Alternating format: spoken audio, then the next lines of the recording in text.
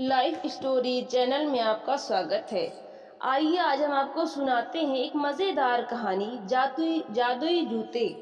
ये कहानी एक गरीब मोची की है जिसने अपनी कला से जादुई जूते का निर्माण कर दिया। एक समय की बात है, एक शहर में एक मोची रहता था। वो सुबह से शाम तक अपने काम में लगा रहता था। उसे दुनियादारी से कोई लेना देना नहीं था। सड़क के किनारे छोटी सी जगह में वो अपना जीवन यापन करता था। उसे अपने काम में महारत हासिल था। एक से एक जूते बनाने के लिए शहर के लोग उसी के पास आते थे।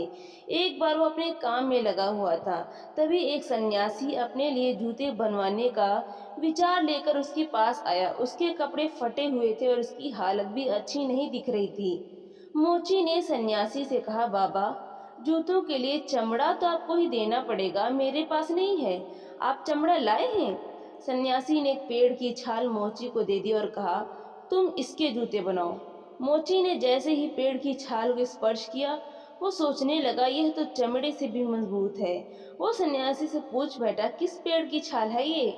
लेकिन सन्यासी ने उसकी बात का कोई जवाब नहीं दिया और मुस्कुराते हुए कहा, मुझे शीघ्र निकलना है, तुम अपना काम प्रारंभ करो। तभी मोची अपने कार्य में लग गया और कुछ घंटों की मेहनत के बाद मोची ने सन्यासी के लिए शानदार जूते बना देता है। मोची खुशी से सन्यासी को जूते पहनने के लिए बुलाता है। कई बार आवाज़ देने पर सन्यासी उसकी आवाज़ नहीं सुनते तो वो अपनी जगह से उठकर सड़क पर आकर यहाँ वहाँ देखने लगता है, लेकिन सन्यासी का कहीं कुछ पता नहीं चलता। मोची परेशान हो जाता है और सोचता है, भला अब वो इन जूतों का क्या करेगा। मोची को उसकी मेहनत के पैसे भी नहीं मिले थे, इसलिए वो थोड़ा नाराज भी था। मोची ने सोचा, चलो शायद थोड़ी देर बाद सन्यासी बाबा आ ही जाएंगे। मोची को बैठे बैठे शाम हो गई, लेकिन सन्यासी वापस नहीं आए। मोची की दुकान बंद करने का समय हो गया था।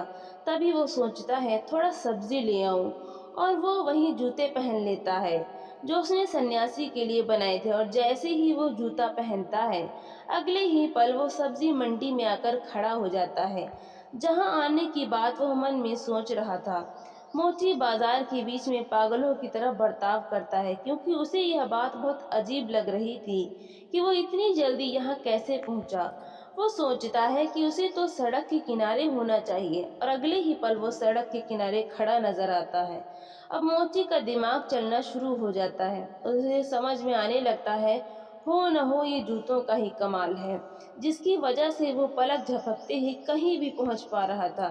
इस बात को साफ करने के लिए वो कई जगह मन में सोचता है और एक एक करके हर जगह पल भर में ही पहुंच जाता है। उसकी खुशी का कोई ठिकाना नहीं था, मानो उसने जीवन में सब कुछ पा लिया था। तभी मोची इच्छा करता है कि वो खूबसूरत घर में पहुंच जाए, और वो जूतों के चमत्कार से पलक झपकते ही वहां पहुंच जाता है। घर की सुंदरता देखकर वो खुशी से झूमने लगता है। ऐसा लगता है मानो यह घर उसी के लिए बना हो। वो डाइनिंग टेबल में रखे अखबार को उठाकर पढ़ने लगता है। तभी उसे अखबारों में दो देशों के बीच में जंग होने की खबर दिखती है, और उसके मन में जंग को पास से जाकर देखने का विचार आता है, और वो अपनी इच्छा अनुसार उस स्थान पर पहुंच जाता है जहां चारों तरफ से गोलियां चल रही होती हैं, बम फट रहे होते हैं। और जैसे ही वो जंग के मैदान में आता है, तो एक गोली उसके सीने में आकर घुस जाती है, और मोची वहीं गिरकर अपना दम तोड़ देता है। मोची के बिना सोचे समझे किए विचार की वजह से उसका जीवन खत्म हो जाता है। तो दोस्तों, आपको ये कहानी कैसी लगी? ऐसी ही मज़ेदार कहानियाँ सुनने के लिए हमारे चैनल को सब्सक्राइब करें, वीडियो को लाइक करें, ज़्यादा से ज़्यादा शेयर करें। तो मिलते हैं हम अगली नई कहानी के साथ। बहुत बहुत धन्यवाद।